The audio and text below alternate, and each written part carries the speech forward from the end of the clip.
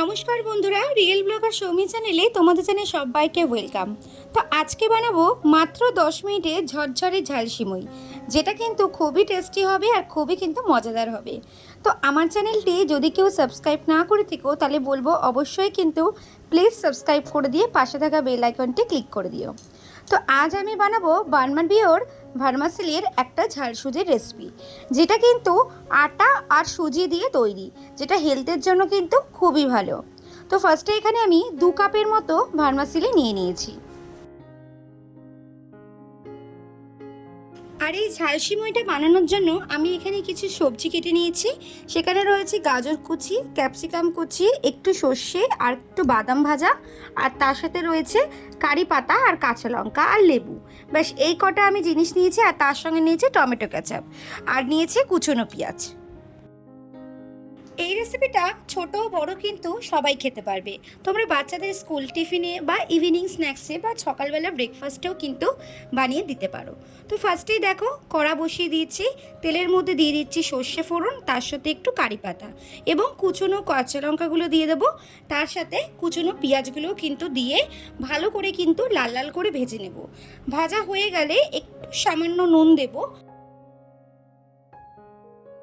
তারপর এক এক করে আমি বাদবাকি উপকরণগুলো দিয়ে দেবো।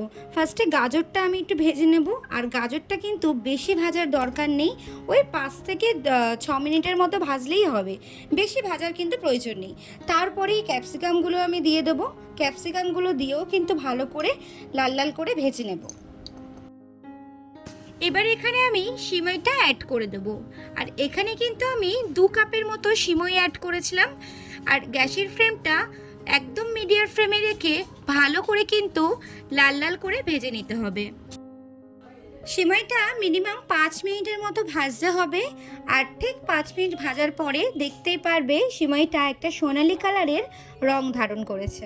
তো তখনই বুঝে নিতে হবে যে আমাদের সিমইটা ভাজা কমপ্লিট হয়ে গেছে।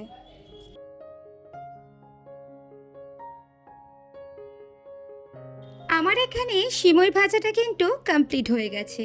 তো এবার আমি একদম অল্প অল্প মানে জাস্ট জল দেব। আমি এখানে 2 কাপ সিমই 2 কাপই জল দেব, গরম জল এখানে অ্যাড করব। আমি ফার্স্টে অল্প একটু জল দিয়ে ভালো করে সিমইটা নাড়াচাড়া করে নেব। একেবারে সব জল দিলে কি তোমার সিমইটা গায়ে গায়ে লেগে যাবে। তো ওর জন্য আমি অল্প অল্প করে সিমইয়ের মধ্যে জল দেব। তো ফার্স্টে একটু জল দিয়ে নাড়াচাড়া করে সিমইটা দেখো ছেড়ে ছেড়ে যাচ্ছে।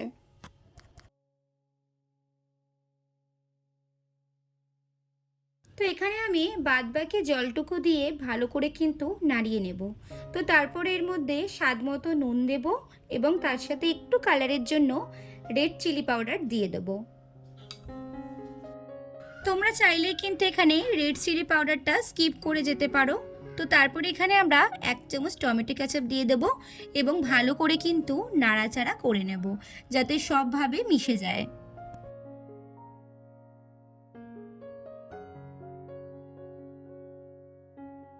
তো তারপর এখানে আমি দিয়ে দেবো সেই পাতিলেবুর রসটা। এখানে আমি একটাই পাতিলেবু দিয়েছি, মানে একটারই অর্ধেক দিয়েছি। পাতিলেবুটা দিয়েছি কারণ যাতে সিমাইটা ঝরঝরে হয়, কোনো যাতে একটার উপর একটা লেগে না যায়, তার জন্য এখানে পাতিলেবুর রসটা এখানে অ্যাড করেছি। আর দেখতেই পাচ্ছ কি সুন্দর ঝরঝরে হয়েছে, ঠিক নুডলসের মতো, একটার কিন্তু গায়ে লাগেনি। তো এরপরে কিন্তু আমি বাদামগুলো দিয়ে দেবো, তার সাথে একটু কালার মানে স্বাদের জন্য কারি পাতাগুলোও কিন্তু দিয়ে দেবো। তো আশা করছি আজকের রেসিপিটি তোমাদের ভালো লাগবে। যদি ভালো লেগে থাকে তাহলে কিন্তু প্লিজ লাইক শেয়ার কমেন্টস করতে কেউ ভুলো না, আর সাবস্ক্রাইব করতে কিন্তু অবশ্যই ভুলো না। তো চলো আজকের মতো এখানেই টাটা, আবার দেখা হবে কালকে কোনো নতুন ব্লগের সাথে। আশা করছি তোমাদের আরও একটা নতুন রেসিপি দেওয়ার চেষ্টা করব। তো কেমন লাগলো আজকের রেসিপিটি অবশ্যই কিন্তু লাইক কমেন্টস করে জানিও। ভালো লাগলে ছোট্ট করে একটা শেয়ার করে দিও। তো আজকের মতো টাটা।